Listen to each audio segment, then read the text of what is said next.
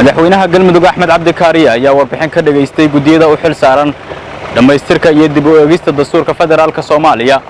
kulankan oo ka dhacay xarunta madaxtooyada galmudug waxa goobjoog ahaa madaxweyne xigeenka dowlad goboleedka galmudug Cali Daahir Ciid golaha wasiirada wasiirka wasaaradda dastuurka federaalka Soomaaliya iyo gudiyada u xil saaran dib u eegista iyo dhamaystirka dastuurka federaalka Soomaaliya warkayagu kuma seegana oo ilaa shalayba beledka waa joognay soo dhaweyn iyo milga iyo sharafna waa kala kulannay maanta waxaanu la fadhiisanay oo waqti dheer oo faa'iido la qaadanay golaha wakiilada ee dawladda galmudug halkaas oo guddoonka iyo xubnihiiba ay nala galeen doodo annana aan u soo bandhignay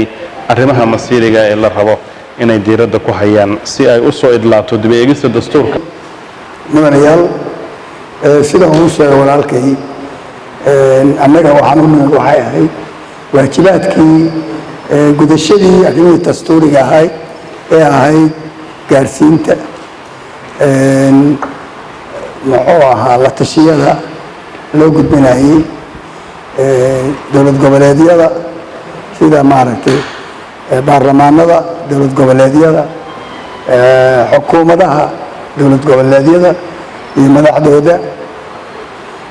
si ay uga qayb qaataan maadaama dastuurkii maraya gebgabo hore hawl badan la soo qabtay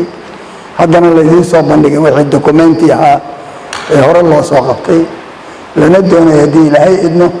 maadaama muddo dheer lagu jiray dib u eegid lagu jiray madaxweynaha galmudug Axmed Cabdi Kaariye ayaa ballan qaaday inay noqon doonaan maamul goboleedka koobaad ee ka soo jawaaba hanaanka dib u eegista iyo dhamaystirka dastuurka federaalka Soomaaliya سلام كدير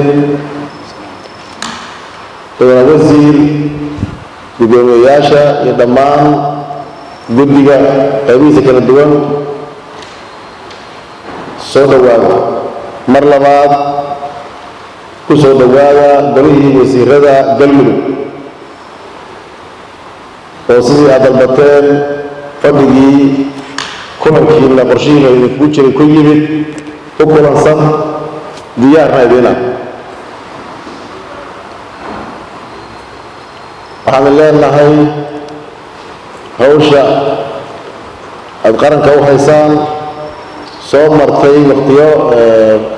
badan ku soo qaadateen maantay ama xilligan ku soo aaday inaad galmudug soo gaarsiisaan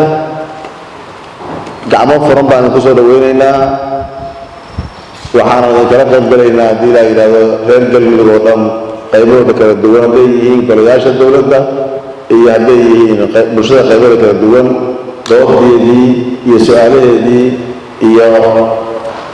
ajandahu sidii u ahaa ku soo dhawaada mudanayaal iyo marweyn golaha wasiirada sharafta leh galmudug ku soo dhawaada dood iyo falanqayn kadib kulanka waxaa soo xiray madaxweyne xigeenka galmudug Cali Daahir Ciid dood fiican iyo kala faa'iideysi badanna meeshan waa ka dhacay shakhsi ahaantayda xalay aad ayaan u soo akhriyay dastuurka run ahaantii aad ayaan uga helay sida loo dadaalay iyo qodobadii jahwareerka Soomaaliya ku riday qaarkood la saaray qaarkood wax laga bedelay shaqo fiican bay guddiga dastuurka soo qabteen waa ku ammaanayaa shaqadaas ilaahay ay idinla garab galo xilka weyn ee idin saaran dowlad goboleedka galmudug waa idin garab taagan tahay